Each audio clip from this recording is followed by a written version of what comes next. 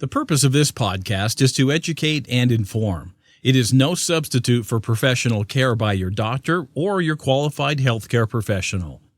Never disregard or delay professional medical advice because of something you've heard on this podcast or in any linked material.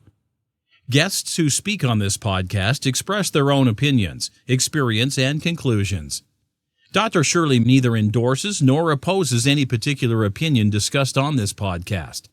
The views expressed on this podcast have no relation to those of any academic, hospital, practice, institution, or other entity with which Dr. Shirley may be affiliated. Welcome to Forever Fab, the podcast on fashion, the art of living, and all things beauty. This podcast is curated by Dr. Shirley Madhere, MD, as the definitive source of holistic wellness through beauty. You mentioned the post-traumatic growth, and I know we were talking a lot about growing through the pain. Is everyone capable of post-traumatic growth? I mean, is that something we all go through and we're just not aware of it? That once we emerge from a traumatic situation, are we growing even though we're not actively doing anything about it? I think as humans, we're wired to grow as a result of our hardships. Yeah. Are we doing it with intention? No. Do we recognize it? Often, no. Sometimes do we stop ourselves from it? Yes. Essentially, post-traumatic growth is a theory that explains the kind of transformation that could follow trauma. So it's about cultivating the ability to create a positive or higher level and a healthier mindset than before an incident, right? And so not even trying to get back to who you were before the trauma, but even be a better version of yourself. Mm-hmm. And some people won't allow themselves that. Years ago, I had a friend that died in 9/11, and his wife, who is an acclaimed Broadway actress, whose name I'm not going to say, of course. But if she hears her, she going to know because she know I know her. Well, tell her to subscribe and listen. Okay. I opened People magazine and it was saying she was getting remarried, and it was 5 years after 9/11. Okay. And I was angry. How could she get remarried? He just died. She's just moving on and rah, rah, rah. I was like ripping her to myself. Yes. And God spoke to me. I'm a Christian. I'm sorry for everybody. But this might become too much for them. Not at all. But I'm not going to convert anybody. Okay. But God spoke to me clearly. He said, Sharmay, you are addicted to mourning. Interesting. And I promised myself one day I would write a book about that. And, mourning things that are dead. Here's somebody who has found a way to come through something tragic and to move on and build her life, and you mad about it. Yeah. And I realized that there were things I was holding on to and wasn't allowing myself to move through because I felt like I had to stay in mourning about certain things. I had a conversation about what was possible after my mother died. I'll never have another good birthday because I don't have my mother. My mother made my birthday special. I'll never have another good birthday. Wow. I'll never be able to do this because a lot of things I had said around not having my mother, which meant that certain things in my life wouldn't occur. I have a friend that won't take a cruise because she promised her mother she would cruise with her. If she got better, her mother didn't get better, I'm not going to take a cruise, right? And so when you're addicted to mourning, oftentimes it's hard for you to have the growth past what occurred. You're in a commitment to mourn that. And some things we mourn, when it came to me, I know people, when I was a hairstylist, that were mourning their high school hair. My hair used to be so full. I used to have so much hair. It was so long. You don't have that hair anymore. Right. This is the hair you have. That's right. How are we going to learn to enjoy this hair and even create something from that? The bodies they had, the relationships they had, high school. Oh my gosh, I have some people still talking about high school. Wow. You're 60. Yeah. Wow. Can we get off of that? Take your bed and move on. Right. Yeah. And so I think that most people with intention, can move forward. But it has to be with intention. Awareness is the key to everything. When you are open to looking at who you are from a realistic place, that's the hard part. with grace. Yeah. right? With grace, if you're willing to look at who you are and willing to take the necessary steps, I think that we can all come out on the other side. When we just have to realize that our brokenness doesn't mean that we're broken. And a lot of people, think that I say oftentimes broken crayons still color. Yes. Right? It doesn't have to be a super sharp, brand new crayon. It's still going to function down until the very last piece. And it still could create amazing works just like it did before it was broken. But most people don't realize that. And so when they go through things, they don't think that there's anything else available to them now. And so, when you understand about post-traumatic growth, which most people don't, they only know post-traumatic stress disorder. Right. And if they only have that to look at as the possibilities past their stress, right, two things are likely to occur. One is the possibility for growth will not exist, or they'll even maybe think there's something wrong with them. And two, they'll interpret normal responses and reactions to different things that occur, from losing jobs to losing loved ones to exposure to combat and other terrible things. Yes. They'll look at the normal process as them having something Stress. extremely wrong. I must have PTSD. I see. Yeah. And so why I like to talk about post-traumatic growth is so that people know that there is something else available on the other side of trauma. I love that. That is so important, because you're right. We often hear and only hear about post-traumatic stress, and obviously post-traumatic stress disorder. And as far as I know, I don't hear many people talking about the other side of that, which is there's a possibility for and an opportunity for growth despite the trauma, or maybe, because of the trauma. Yeah, not in spite of, because of. Because of. Like, that's where the growth comes in at. Yep. Like, you can have actual growth through trauma. It's much like, working out. You have to go through some pain before you get those muscles. And physiologically, you break muscles down, and then they heal back up, and then they're stronger. And what I learned some years ago is if you break a bone in a certain area, you can't break the bone there again, right? So that area becomes almost unbreakable. Like, you're stronger per se in that space than you were before, right? Yeah. So what do you concentrate on? The fact that your arm was broken, or when you learn that, okay, it can never get broken there again, then there's a certain empowerment that comes from that, because there's people walking around scared to do things because I don't want to break my arm. You can't break it there. Right. Now what? Yeah. Now go do something. Mm-hmm. In the Japanese culture, and I forget the name because I don't speak Japanese, but in the Japanese culture, when ceramics break or when things break, they don't throw it away necessarily. They'll put it back together. But the way that they put it back together is with gold, like a gold glue. It's almost as if they're saying, well, the whole was beautiful, but we're putting this back together. The brokenness of it is even now more beautiful, right, because it's got this gold, isn't that lovely? Healing it. Isn't that lovely? I'm going to have to look up that concept. Dennis, maybe you'll help me find that, or Fela. So in teaching your clients to live a bold and beautiful life, do you borrow from other practices to incorporate into your sessions? That's all I do is borrow. All you do is borrow. That's all I do is borrow. I love that. You obviously borrow from Christianity. I borrow from everything. There's lots of wisdom out here. There's lots of people who have done the work. Mm-hmm. What I am is an avid student. Like, it's just ridiculous. I have a lot of people like, Sharmay, if you read another book, stop reading books. And sometimes I do them.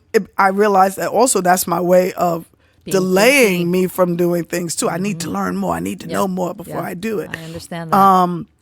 But also, I understand how much has occurred for me when I learn new things. Yes. And so there are people out there who have done great work.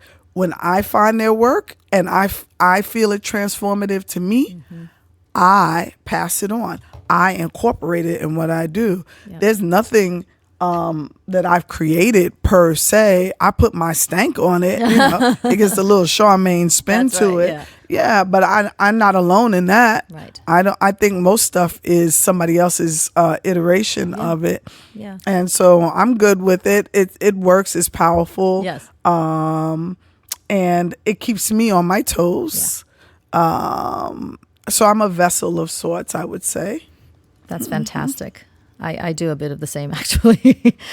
So when we feel stuck, what are some steps to help turn things around? And I know sometimes, depending on your degree of stuckness, it may require becoming a client of yours. But briefly, if even on a day-to-day basis, if you're thinking, oh man, I don't know how to get out of the situation or what to say to this person, are there some basic steps that we could think to just begin to turn things around and give us a better perspective in that stuckness? Yeah, I know I sound like a broken record, but you have to sit and think about where your thoughts are leading you. Where the mind goes, the behind follows. Mm-hmm. You cannot think about making your life better and be focused on that and intentional on that and sit around and let your life suck. If you're intentional with it, it's gonna drive you at some point. You'll be crazy if you don't. So I say, most people, I write out my goals periodically. You do? Okay. Yeah, I at the beginning of the year, even before the beginning of the year, I set up what I would like to occur for the next year. Wow. And there's levels to this game, right? So there are outrageous goals that I set. Like I tell my clients to 3 stages of the goal. Have the outrageous goal. If everything went purpose and you can have things exactly how you want, make that goal.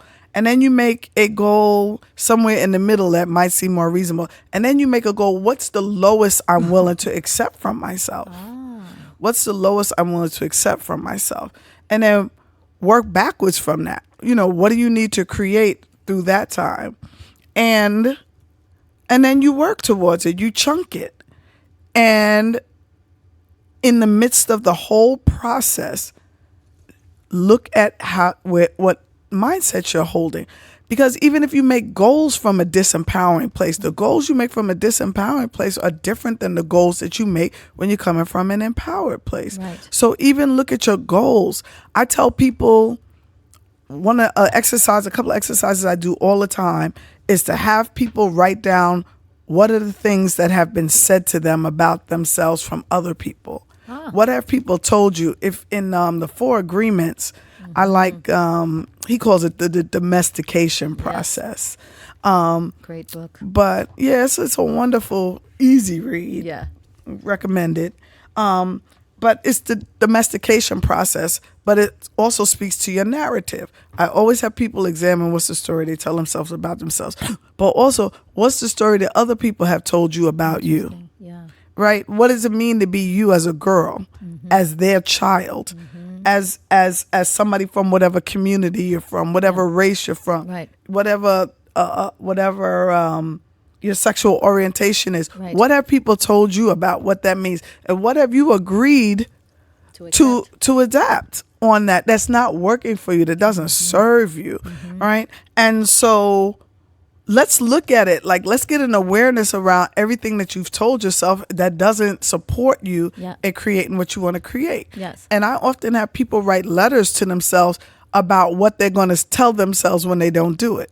Because what I know is these excuses aren't new. Right. We got them waiting there for us. And so when we don't do it, and you wasn't going to be able to do it. And you had this going on. And because you got a kid, I had somebody who dropped out of college. We had our children around the same time. She dropped out of college when she had her child. When I went to undergrad, I was single with no kids. I met my husband the first semester. Yes. Was married and had a daughter by the time I graduated undergrad. Wow. And, not to say I wasn't, crazy every other day, Right. But I didn't have a story that now that I have a kid, I can't finish school. That's I'm not enough.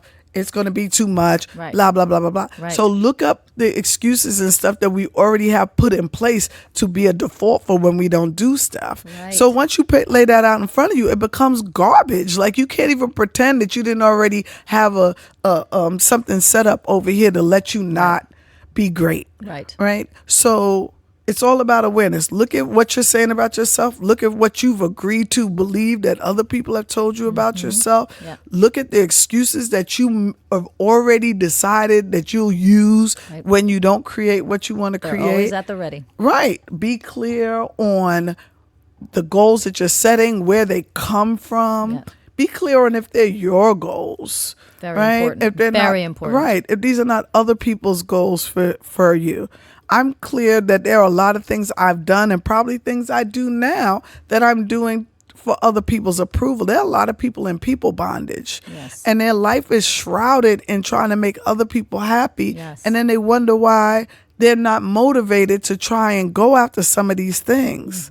Or like me, when I did everything I knew my mother wanted me to do, Yes. I didn't know what else to do with myself. I spent a lot of years like this because I lived for, your mother would be so proud of you. Right. Oh, your mother would be so proud of you if she Right. knew you did this. Right. Or I knew that, that she'd wanted it. She always wanted me to go to college. There's not a parent that doesn't. Right. Nobody grows up and like, oh, I want my child to grow up to be a hairstylist. Like, that's not the dream, So my mother really wasn't with that. She was happy when I went to college. She died right before I graduated. Wow. But I did it for her.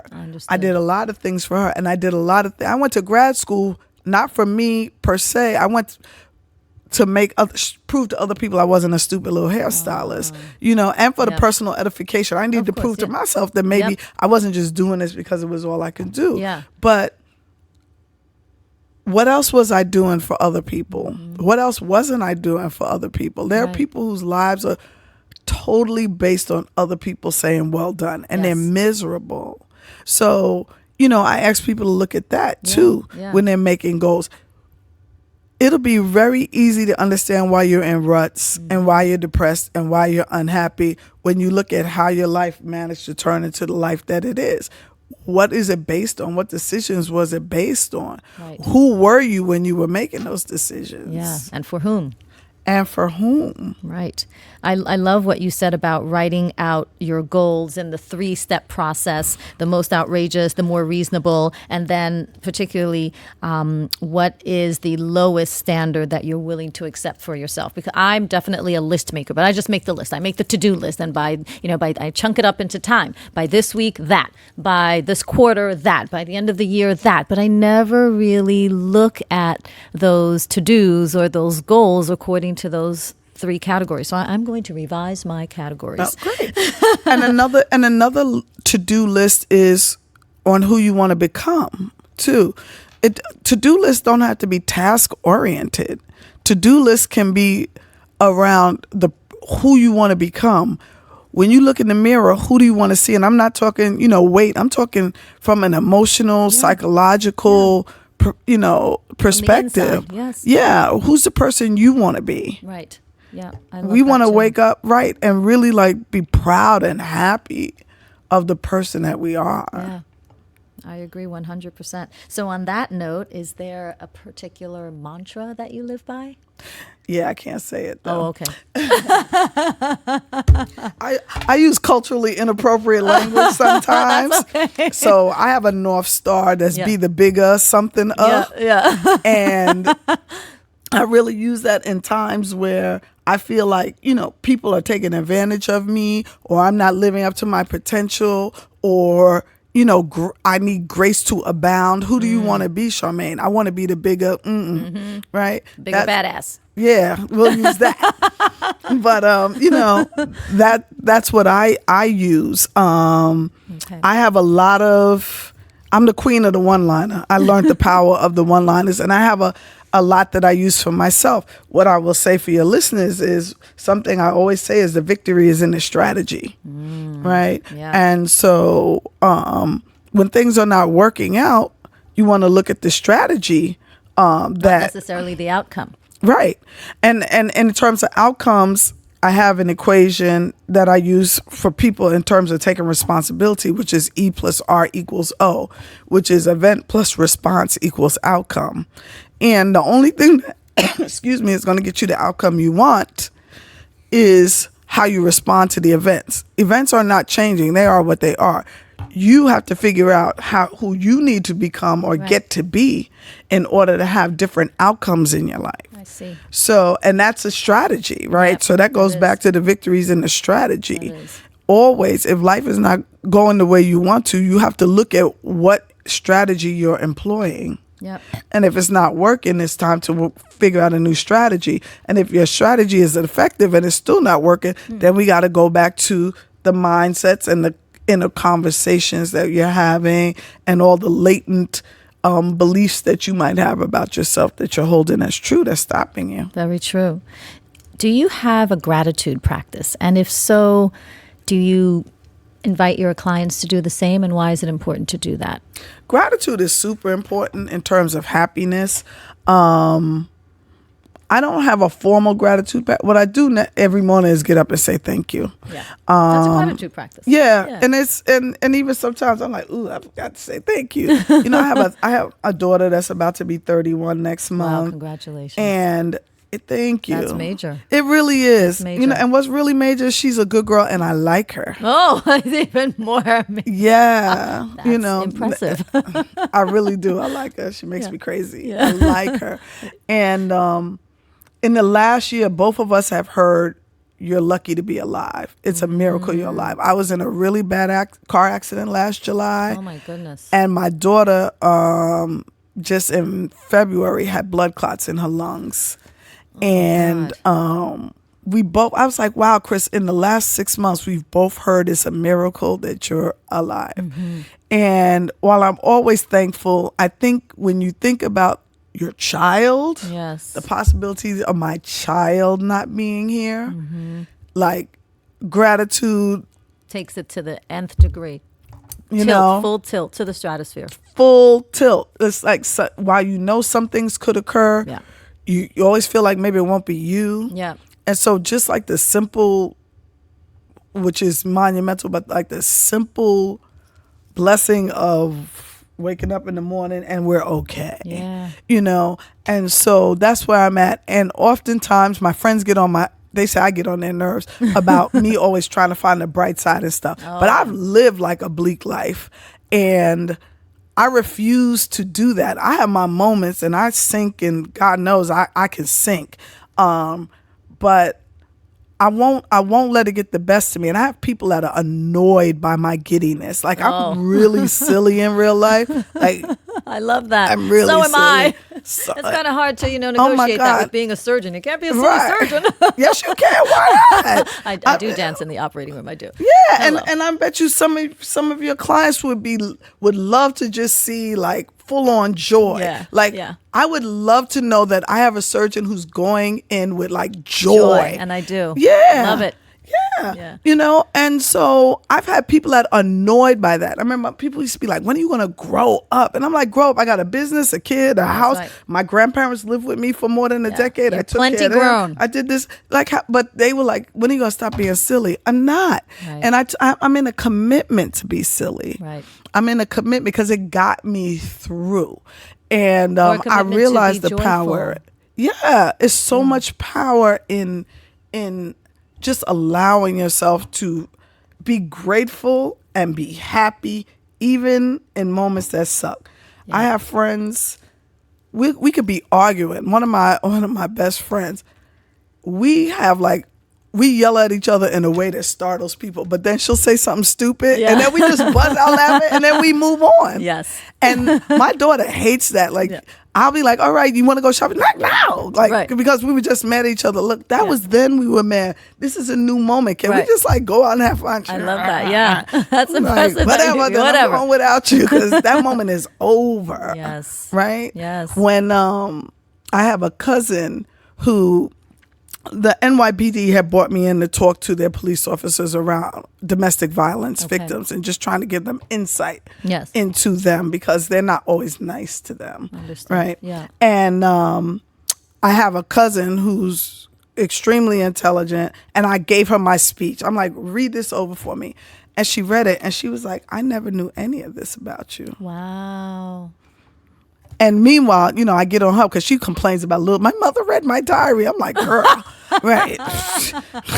Okay. And she's like, I never knew any of this about you. And this is like 5 years ago.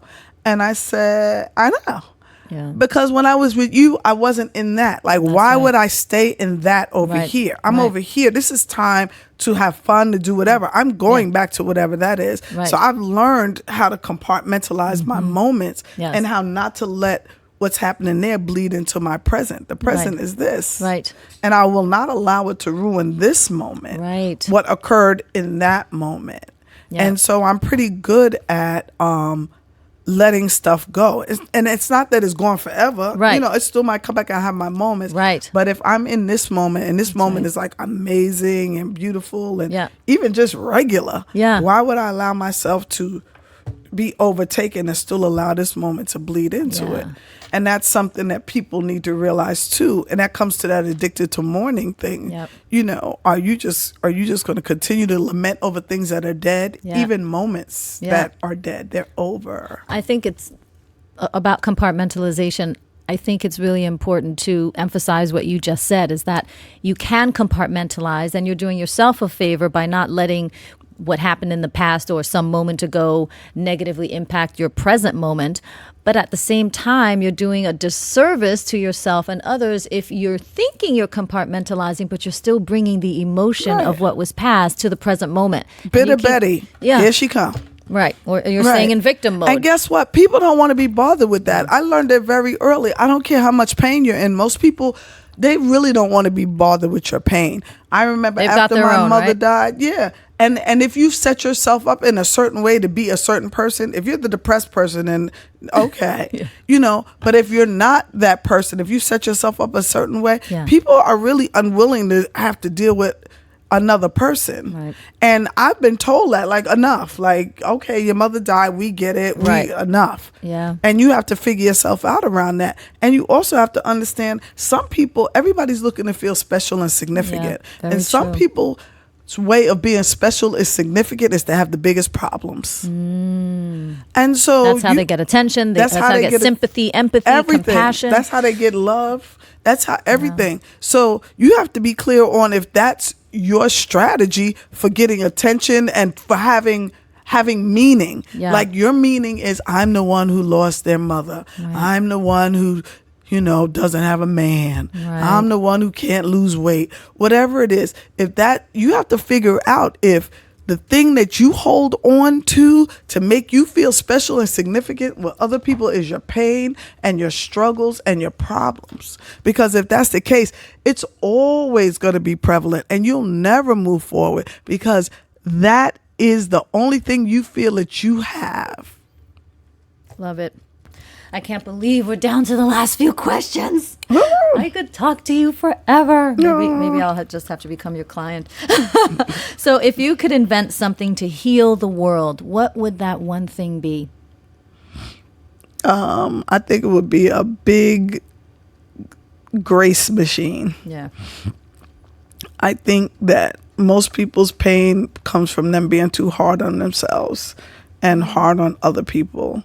And so I think forgiveness and grace kind of go hand in hand. Yes. And if I could find a way for, like, to make everybody just allow themselves some grace, I think the world would be a different place. Yes, I would agree with you on that. Yeah. Complete this sentence. I am...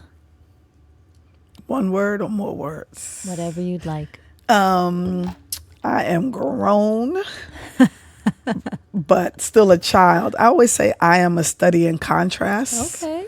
I feel like, you know, I am super mature and really immature, and I am a designer girl in a dirty backpack world.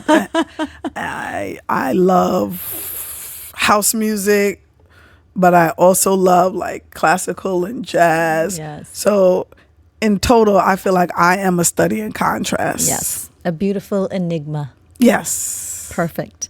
What is the most significant thing you've learned, in two parts? What's the most significant thing you've learned from someone else? And then the second part is, what's the most significant thing you've learned about yourself? So from someone else. The same message from a lot of people, that I am more than I realize. Everything most major things I've done, other people suggested them to me. Oh. So you've been quite open to Yes, the good stuff. I'm a yes to most things. And I don't know if that's because I'm too stupid to say no. I would doubt that. Or, but I went to grad school because a client was like, I'm getting my MBA. You should think about going to school. Okay, done. And one of my clients was sent to her job center to train for a coach. She said, I found what you're supposed to be doing. You should go look into that. I didn't even know what a life coach was back then. I was more than a decade ago. I was like, okay, I'll give it a shot. Yep. But it's even being invited to teach. It was a professor. You should teach. I'm like, right? So what I've learned about myself is that I don't see who I am. And I'm thankful that other people see me and are willing to speak to me about it and support me. What I've learned for myself is I am enough. Critical. Even in the moments where it doesn't look like it and I don't show up as my greatest self. And when I go through it, but I'm enough. Like, I'm enough to get through all the things I do that don't serve myself, all the things that occur and happen to me. Like, I'm going to be all right. I'm going to be more than all right. And it's not a mistake that I've been able to come through what I've come through already. It's not happenstance. Like, I did that. That's right. That's right. And you were meant to show the world that it's possible. Listen, I'm clear that, God only put me through what I went through so that I could stand and be a sign of I'm telling you, my thing is an example of the possible. That is my purpose in life, to show possibility, period. I love it. So, our last question. What are your top 5 recommendations for living a graceful, fabulous, and beautiful life? Your top 5. I have 5. I wrote them down. Forgiveness. Forgive others. Is one. And not forgive others, forgiveness, period. Because the person we generally have to forgive the most is ourselves. Yep, forgiveness. So forgiveness is big. Thinking intentionally. Self-care. Yes. And women are infamous for not engaging in this practice. Self-care is important. I can't stress it enough. Grace, giving yourself permission to be human, and have fun. I love it. Forgiveness, think intentionally, practice self-care, live with grace, give yourself permission to be human, and have fun. Yes. Fantastic. My God, Sharmay, I took so many notes. I felt like I was in class. This was absolutely amazing.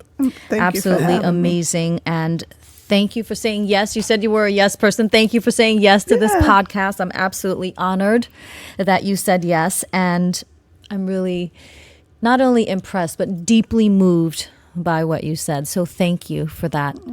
So you've been listening to the interview with Sharmay Jenkins on the power of positive psychology, how to boldly go where you were meant to go. Thank you for listening to this week's episode of Forever Fab. Until next time, stay beautiful inside and out.